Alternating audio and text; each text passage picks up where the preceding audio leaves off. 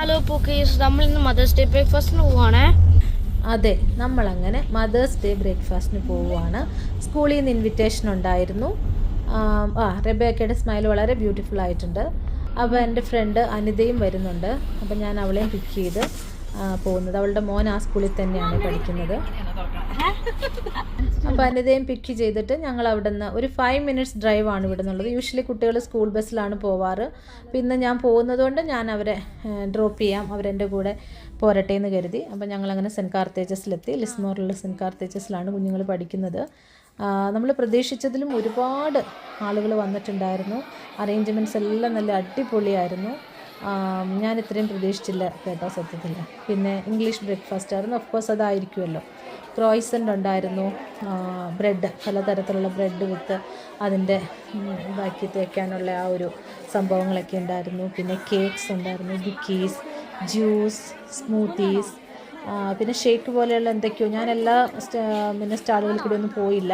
ഞാൻ എടുത്തത് ഇതായിരുന്നേ, നല്ല ഫ്ലേവേഡ് യോഗട്ടിൽ കുറേ ബെറീസും അങ്ങനെയുള്ള ഇത് ബെറീസും ഒക്കെ മിക്സ് ചെയ്തിട്ടുള്ള നല്ല ടേസ്റ്റി ആയിരുന്നു. നല്ല റിയലി എൻജോയ്. അപ്പം ഓൾറെഡി പേരൻസൊക്കെ വന്ന് നിറഞ്ഞു. ഞങ്ങൾ ഓൾമോസ്റ്റ് 7:30 to 8:30 ആയിരുന്നു ടൈമിങ്. ഞങ്ങൾ വന്നപ്പോഴേക്കും ഓൾറെഡി എല്ലാ ടേബിൾസും ഫുള്ളായിരുന്നു. അതുകൊണ്ട് ഞങ്ങൾ തൊട്ടടുത്തുള്ള ഒരു സ്റ്റെയറിലിരുന്നു. അപ്പോൾ നമുക്ക് ഇട്ടിരുന്ന് എല്ലാം കാണുകയും ചെയ്യാം. നമുക്ക് നമ്മുടെ ഫുഡൊക്കെ കഴിക്കാനും പറ്റും. നല്ല നല്ല അടിപൊളിയായിരുന്നു കേട്ടോ. ഞാൻ ഇത്രയും പ്രതീക്ഷിച്ചില്ല, ഇത്രയും ആളുകളെ ഞാൻ ഒരിക്കലും പ്രതീക്ഷിച്ചില്ല. ലാസ്റ്റ് ഇയറിൽ പോകാൻ പറ്റിയില്ല. അത് റിയലി ഞാൻ മിസ് ചെയ്യുന്നു ഇപ്പോൾ. അതിനുശേഷം നമ്മൾ കുട്ടികൾ പേരൻസിനോടുള്ള മദേഴ്സിനോടുള്ള ലവ്, അവരുടെ ആ ഒരു അമ്മയോട് അല്ലെങ്കിൽ അമ്മയോടുള്ള അവരുടെ ആ ഫീലിങ്സ് എന്താണോ എന്നുള്ളത് ഒരു ഹാർട്ട് ഷേപ്പിലുള്ള ഒരു കാർഡിൽ എഴുതിയിട്ടുണ്ടായിരുന്നു. ഒരുപാട്, എനിക്ക് തോന്നുന്നു ഓൾമോസ്റ്റ് സ്കൂളിലെ എല്ലാ കുട്ടികളും, സ്പെഷ്യലി പ്രൈമറി സ്കൂളിലെ കുട്ടികളാണെന്ന് തോന്നുന്നു എഴുതി വെച്ചിരുന്നത്. കാരണം ഹെഫ്സീബയ്ക്ക് അതിനെക്കുറിച്ച് വലിയ അറിവില്ലായിരുന്നു. റബേക്കയായിരുന്നു എഴുതിയിട്ടുണ്ടായിരുന്നത്. അവൾ നല്ല ബ്യൂട്ടിഫുൾ ആയിട്ട് എഴുതിയിട്ടുണ്ടായിരുന്നു. എനിവേ ടീച്ചേഴ്സ് അതെല്ലാം ഇതായിരുന്നു കേട്ടോ, റബേക്കയുടെ I love you mom, because എനിക്ക് കംപ്ലീറ്റ് വായിക്കാൻ പറ്റില്ല, ഞാൻ മറന്നും പോയി എന്തായിരുന്നു എഴുതിയിരുന്നത്.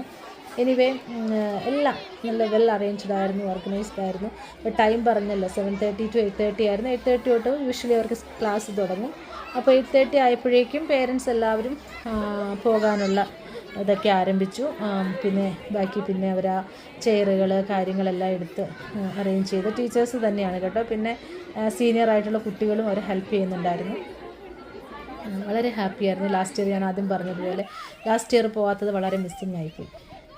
ഇപ്പോഴും ഫൈനൽ ബെല്ലടിക്കാത്തതുകൊണ്ടായിരിക്കും കുട്ടികളെല്ലാവരും, സ്പെഷ്യലി പ്രൈമറി സ്കൂൾ ക്ലാസ്സസിലെ കുട്ടികളെല്ലാം കളിച്ചൊക്കെ അങ്ങനെ നടക്കുന്നു. ഇതവരുടെ ചെറിയൊരു പ്ലേ ഗ്രൗണ്ടാണ്. പിന്നെ ഇപ്പുറത്ത് റബേക്ക, ഈ 3 പേര് ഭയങ്കര ഗ്യാങ്ങാണ് കേട്ടോ, ട്രയോ. ഇവർ 3 പേരുമായിട്ട് ജസ്റ്റ് സംസാരിച്ചൊക്കെ അങ്ങനെ നിൽക്കുന്നു. അതിൻ്റെ ഇടയ്ക്ക് മന്നക്കുട്ടി ജസ്റ്റ് വന്നേച്ച് തിരിച്ചു പോയി. അവളും ഞങ്ങളുടെ ഫ്രണ്ടിൻ്റെ മോളാണ് മന്നക്കുട്ടി. ഞങ്ങളുടെ ഫ്രണ്ട്സ് ഞങ്ങളെല്ലാം കുട്ടികളെല്ലാം ഒരു സ്കൂളിലാണ് പഠിക്കുന്നത്. പിന്നെ നമ്മൾ പുറത്ത്, ഞാൻ വണ്ടി പുറത്തായിരുന്നു പാർക്ക് ചെയ്തത്. ഇതാ ഒരു വളരെ ബ്യൂട്ടിഫുൾ ആയിട്ടുള്ള ഒരു പഴയ സെൻറ്റ് കാർത്തേജസ് പള്ളി. എനിക്കൊരു നൂറ്റാണ്ടുകൾ പഴക്കമുള്ള ഒരു പള്ളിയാണ് കേട്ടോ. വളരെ ബ്യൂട്ടിഫുൾ ആയിട്ടുള്ളൊരു പള്ളിയാണിത്.